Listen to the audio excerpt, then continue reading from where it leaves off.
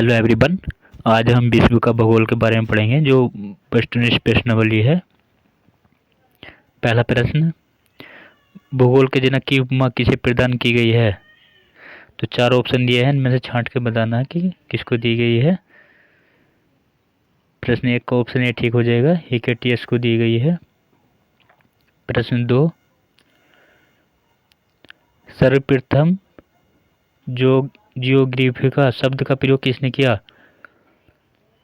दूसरे को option C ठीक हो जाएगा, एरिस्टोथेनीज ने किया है।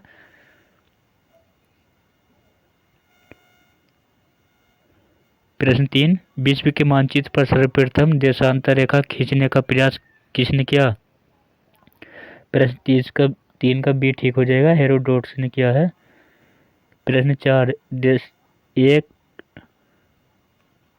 एक अंश देशांतर को पार करने में कितना समय लगता है? ऑप्शन बी ठीक हो जाएगा, 4 मिनट लगते हैं।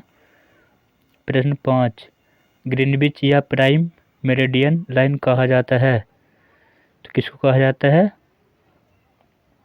5 का ए ऑप्शन ठीक हो जाएगा, 0 डिग्री देशांतर को ग्रीनविच या प्राइम मेरिडियन लाइन कहा जाता है। प्रश्न छठा,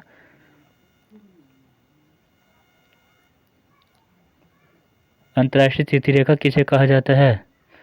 प्रश्न 6 का ऑप्शन ठीक हो जाएगा, डी, 180 अंश देशांतर को अंतर्राष्ट्रीय तिथि रेखा कहा जाता है। प्रश्न 7 देखेंगे अब,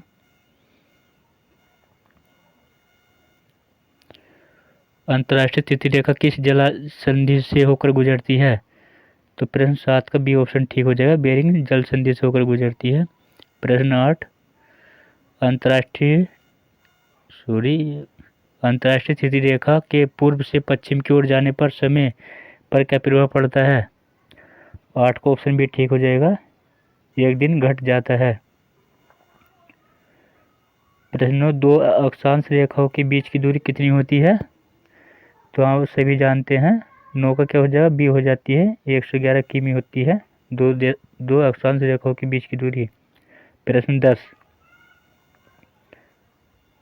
उत्तरी गोलार्ध में 23.1/2 अंश को क्या कहते हैं? तो उत्तरी गोलार्ध में को क्या कहेंगे? कर्क रेखा कहेंगे। अगर दक्षिण गोलार्ध में हो तो उसको बोल देंगे मकर रेखा कहेंगे। प्रश्न 11 का देखेंगे, दक्षिण गोलार्ध में 23.1/2 अंश को क्या कहते हैं? प्रश्न 11 का सी हो जाएगा, मैंने जो ही बताया था, मकर रेखा बोलते हैं। वो उत्तरी गोलार्ध को क्या बोलते हैं? ध्रुव रेखा बोलते हैं, यानी कि कर्क रेखा। प्रश्न 12, विषुवत रेखा से ध्रुवों की ओर जाने पर अक्षांश रेखाओं की लंबाई पर क्या प्रभाव पड़ता है? तो विषुवत रेखा से ध्रुवों की ओर जाने पर अक्षांश रेखाओं की लंबाई पर क्या प्रभाव पड़ता है? लंबाई कम होती जाती है। प्रश्न 12 का ये ऑप्शन ठीक हो जाएगा। प्रश्न 13 देखेंगे, ध्रुवों की ओर जाने पर दो देशांतर रेखाओं के मध्य दूरी पर क्या प्रभाव पड़ता है? 13 का ऑप्शन ये ठीक हो जाएगा, कम होती जाती है। प्रश्न 14, सौरमंडल में वर्तमान में कितने ग्रह हैं? तो सौरमंडल में कितने होंगे? अब 8 हो गए, ऑप्शन बी ठीक हो जाएगा। प्रश्न 15, सूर्य के सबसे निकटतम ग्रह कौन सा है? आपको सभी को पता है कौन सा है, ऑप्शन डी ठीक हो जाएगा, बुध है। प्रश्न 16 देखेंगे अब, प्रश्न 16, आकार तथा संरचना की दृष्टि से सौरमंडल के ग्रहों को कितने भागों में विभक्त किया गया है? प्रश्न 16 का क्या हो जाएगा? ऑप्शन सी ठीक हो जाएगा, दोनों, आंतरिक तथा बाह्य। प्रश्न 17, पृथ्वी सूर्य से निकटतम कौन सा ग्रह है? पृथ्वी सूर्य से निकटतम ग्रह कौन सा है? 17 का ऑप्शन क्या हो जाएगा? बी हो ठीक हो जाएगा, तीसरा है। प्रश्न 18, सौरमंडल का सबसे प्रमुख सदस्य किसे कहा जाता है? तो सबसे प्रमुख सदस्य सूर्य हो जाएगा, ऑप्शन सी ठीक हो जाएगा। प्रश्न 19, लाल ग्रह किसे कहते हैं? ऑप्शन ये ठीक हो जाएगा, मंगल ग्रह को लाल ग्रह कहते हैं। प्रश्न 20, सौरमंडल का जन्मदाता किसे कहा जाता है? प्रश्न 20 का हो जाएगा बी, पृथ्वी। सौरमंडल का जन्मदाता किसे माना जाता है? तो सौरमंडल का जन्मदाता किसे माना जाता है? प्रश्न 20 का हो जाएगा बी ठीक हो जाएगा, सूर्य को माना जाता है, सूर्य हो जाएगा। पृथ्वी की बहन किस ग्रह को कहा जाता है? ऑप्शन सी ठीक हो जाएगा, शुक्र को कहा जाता है। प्रश्न 22, संध्या का तारा किसे कहा जाता है? शुक्र को कहा जाता है संध्या का तारा, और भोर का तारा भी इसको कहा जाता है। प्रश्न 23, किस ग्रह के सर्वाधिक उपग्रह हैं? तो ऑप्शन भी ठीक हो जाएगा, बृहस्पति के। प्रश्न 24, नीला ग्रह के नाम से किसे जाना जाता है? नीला ग्रह पृथ्वी को कहते हैं, ऑप्शन ए ठीक हो जाएगा। प्रश्न 25, सौरमंडल में सबसे बड़ा ग्रह कौन सा है? बृहस्पति हो जाएगा, ऑप्शन बी। प्रश्न 26, फोबोस तथा डीमोस किसके उपग्रह हैं? सभी जानते हैं मंगल ग्रह के हैं। हम काफ़ी फास्ट पढ़े हैं क्योंकि हमें काफ़ी क्वेश्चन अटेम्प्ट करने हैं, इसलिए।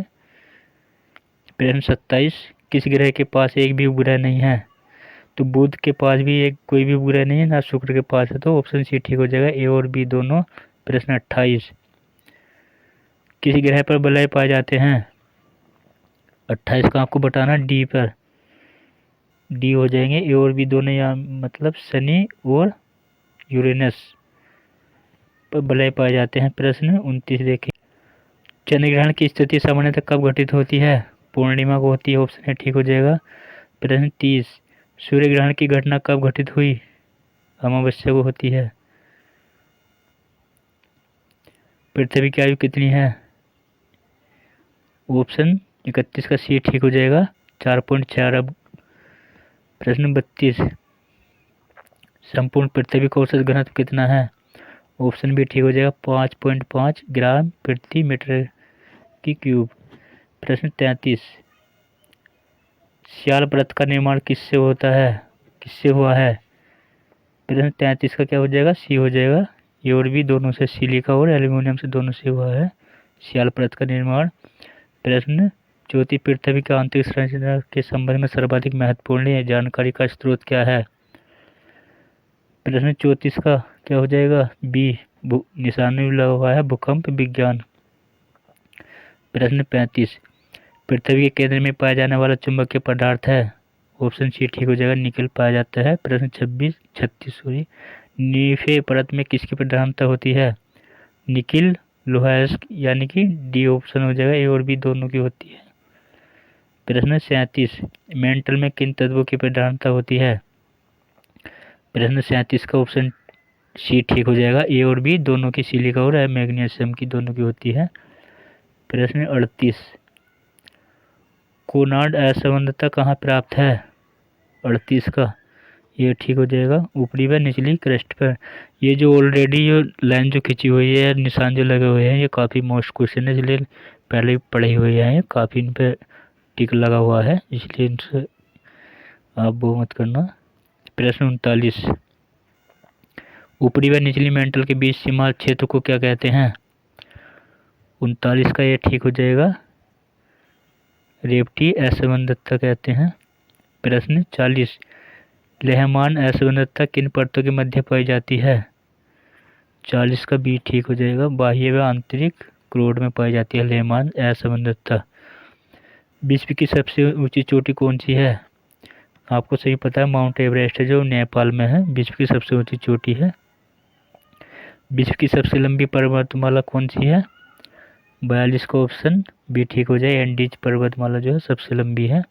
प्रश्न 43 देखेंगे, कौन सा पर्वत महाद्वीपीय जल विभाजक के रूप में जाना जाता है? कौन सा जाना जाता है? 43 का सी ठीक हो जाएगा, रॉकीज जो है महाद्वीपीय जल विभाजक के रूप में माना जाता है। विश्व की सर्वोच्च पर्वत चोटी माउंट एवरेस्ट निम्न में किस देश में स्थित है?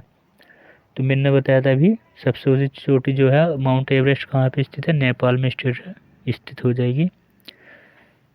44 का ऑप्शन सी ठीक हो जाएगा। उत्तरी अमेरिका की सर्वोच्च पर्वत चोटी है? 45 का ऑप्शन 45 का डी हो जाएगा, डी माउंट मैकिनेले हो जाएगा। प्रश्न 40 रॉकेज, एंडीज, एटलस, आल्प्स तथा हिमालय किस प्रकार के पर्वत हैं? प्रश्न 40 का हो जाएगा ए बलित पर्वत के उदाहरण हैं। प्रश्न 47 हिमालय पर्वत किस प्रकार के पर्वत के अंतर्गत आता है? तो हिमालय जो आता है व्यू पढ़ा हमने ऊपर, बलित पर्वत के अंतर्गत आता है, ऑप्शन बी ठीक हो जाएगा। प्रश्न 48 एकांकगुआ पर्वत किस देश में स्थित है? तो कहाँ है ये? ऑप्शन बी ठीक हो जाएगा, अर्जेंटीना में स्थित है। 48 का ऑप्शन बी ठीक हो जाएगा। 49 ब्लैक पर्वत किस प्रकार के पर्वत है? तो ब्लैक पर्वत जो हो जाएगा ऑप्शन ये ठीक हो जाएगा, वस्त्रोत पर्वत के हो जाएगा। अरावली, राजमहल, नीलगिरी तथा सतपुड़ा किस प्रकार के पर्वत हैं? तो ऑप्शन सी ठीक हो जाएगा 50 का। ये अपशिष्ट पर्वत के उदाहरण है, और जैसे हिमालय वो बलित पर्वत का उदाहरण है। प्लस 51 जल का आयतन के आधार पर विश्व की सबसे बड़ी नदी कौन सी है? टिक भी लगा हुआ है, अमेजन हो जाएगी। प्रश्न 52 बोलगा नदी कहाँ गिरती है? इस पे भी टिक हुआ है, कैस्पियन सागर में गिरती है। प्रश्न 53 किस सभ्यता को नील नदी का वरदान कहा जाता है? तो सभी जानते हैं मिस्र की सभ्यता को नील नदी का वरदान कहा जाता है। 53 का ये ठीक हो जाएगा ऑप्शन। प्रश्न 54 विश्व की सबसे व्यस्त व्यापारिक नदी कौन सी है? ऑप्शन डी ठीक हो जाएगा, राइन नदी। प्रश्न 55 कौन सी नदी भूमध्य रेखा को 2 बार काटती है? 55 का ऑप्शन ए ठीक हो जाएगा। कांगो नदी जो है भूमध्य रेखा को 2 बार काटती है। प्रश्न 56 विश्व की कौन सी नदी मकर रेखा को 2 बार काटती है? 56 का ऑप्शन बी ठीक हो जाएगा, लिम्पोपो नदी जो है वो मकर रेखा को 2 बार काटती है। प्रश्न 57 नील नदी कहाँ गिरती है? प्रश्न 57 का सी ठीक हो जाएगा, भूमध्य सागर में गिरती है। नील नदी कहाँ गिरती है? भूमध्य सागर में। प्रश्न 58 किस नदी को यूरोपीय व्यापार की जीवन रेखा कहा जाता है? 58 का डी हो जाएगा, राइन नदी को जो है यूरोपीय व्यापार की जीवन रेखा कहा जाता है। प्रश्न 59 इरावदी किस देश की एक प्रमुख नदी है? 59 का ऑप्शन बी ठीक हो जाएगा, म्यांमार की होती है। प्रश्न 60 चीन का शोक किस नदी को कहा जाता है? प्रश्न 60 का ऑप्शन ए ठीक हो जाएगा, पीली नदी को जो है चीन का शोक कहा जाता है। प्रश्न 51 एशिया की सबसे लंबी नदी किसे कहा जाता है? 51 का डी इरावती को विश्व की सबसे लंबी नदी कहा जाता है। सॉरी, एशिया की जो है एशिया की सबसे लंबी नदी यांगत्से सिंकियांग नदी को कहा जाता है।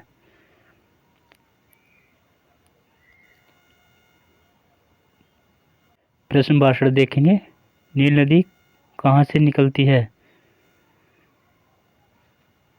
62 का ए ऑप्शन ठीक हो जाएगा, विक्टोरिया झील से निकलती है नील नदी। प्रश्न 63 मिसिसिपी और मिसौरी निम्न में से क्या है? झीलें हैं, नदियां हैं या नहरें हैं? तो क्या हो जाएगा? प्रश्न 63 का ऑप्शन बी ठीक हो जाएगी, नदियां हैं। प्रश्न 64 विश्व में महाद्वीपों की संख्या कितनी है? 64 का ऑप्शन बी ठीक हो जाएगा, 7 है महाद्वीप। क्षेत्रफल की दृष्टि से सबसे बड़ा महाद्वीप कौन सा है? ऑप्शन डी ठीक हो जाएगा, एशिया महाद्वीप है। प्रश्न 66 किस महाद्वीप को विज्ञान के लिए समर्पित महाद्वीप कहा जाता है? प्रश्न 66 का ऑप्शन ए ठीक हो जाएगा। अंटार्कटिका को विज्ञान के लिए सभी महाद्वीप कहा जाता है। प्रश्न 67 कौन सा महाद्वीप नई दुनिया के नाम से जाना जाता है? उत्तरी अमेरिका, ऑप्शन बी ठीक हो जाएगा 67 का। प्रश्न 68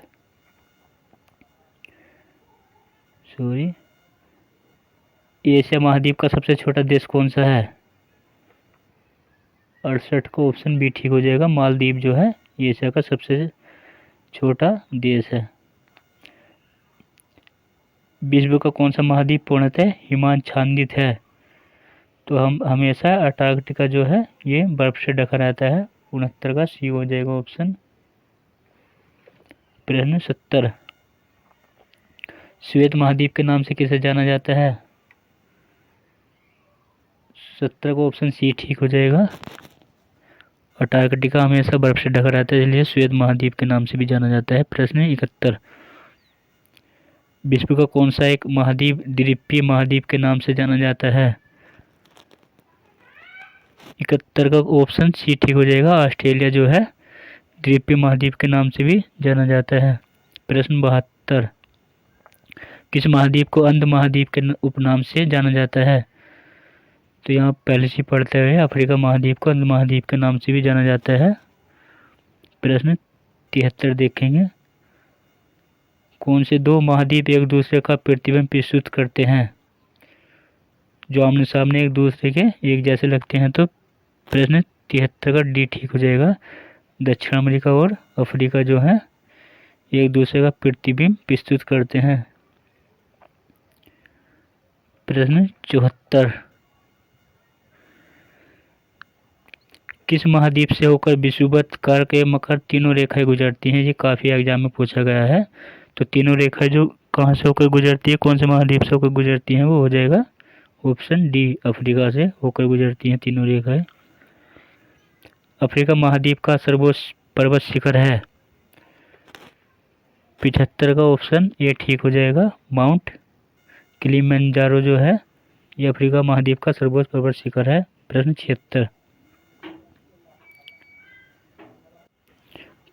किस महाद्वीप में आंतरिक जलमार्गों का विकास अधिक हुआ है?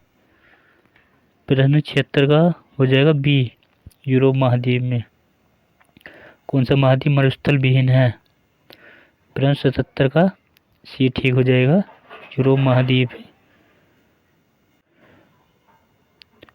ऑस्ट्रेलिया महाद्वीप से होकर कौन सी अक्षांश रेखा गुजरती है? 78 का सी हो जाएगा। मकर रेखा होकर गुजरती है। प्रश्न 79 कौन सा महासागर उत्तरी अमेरिका महाद्वीप को स्पर्श नहीं करता? 79 का ऑप्शन बी ठीक हो जाएगा। हिंद महासागर जो है हो जाएगा। प्रश्न 80 अटलांटिक महासागर का सबसे गहरा भाग है? अटलांटिक महासागर का 80 का ऑप्शन ए ठीक हो जाएगा। प्यूरिको गर्त। प्रश्न 81 सारगेसो सागर कहाँ स्थित है? 81 का ऑप्शन सी ठीक हो जाएगा। उत्तरी अटलांटिक महासागर में। 82 विश्व का सबसे छोटा महासागर कौन सा है? विश्व का सबसे छोटा महासागर कौन सा है? 82 का ऑप्शन सी ठीक हो जाएगा। आर्कटिक महासागर है। प्रश्न 83 काफी मोस्ट है। एक अग्निवलय की उपस्थिति किस महासागर में पाई जाती है? 83 का ऑप्शन ए ठीक हो जाएगा। प्रशांत महासागर में। प्रश्न 84 बरमुडा त्रिभुज किस महासागर में अवस्थित है? 84 का ऑप्शन बी ठीक हो जाएगा। उत्तरी अटलांटिक महासागर में। प्रश्न 85 विश्व का सबसे बड़ा महासागर कौन है? 85 का ऑप्शन ये ठीक हो जाएगा। प्रशांत महासागर हो जाएगा। प्रश्न 86 किस सागर की सीमा 3 महाद्वीपों को स्पर्श करती है? प्रश्न 86 का ऑप्शन डी ठीक हो जाएगा। बेरिंग सागर। प्रश्न 87 जॉर्डन और इजराइल के मध्य कौन सा सागर है? 87 का ऑप्शन डी ठीक हो जाएगा। मृत सागर है।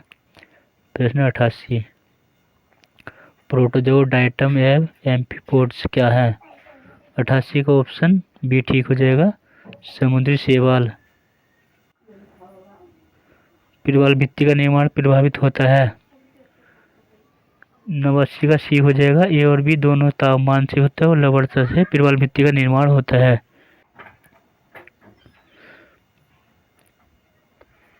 प्रवाल भित्ति का निर्माण तापमान और लवणता दोनों से हो जाएगा, ए और बी दोनों ठीक हो जाएंगे।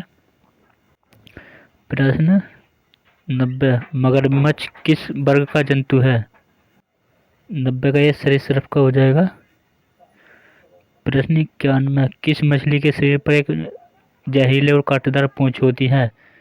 91 का बी ठीक हो जाएगा, डेथ रेप है। प्रश्न 92, केकड़ा किस संघ का जंतु है?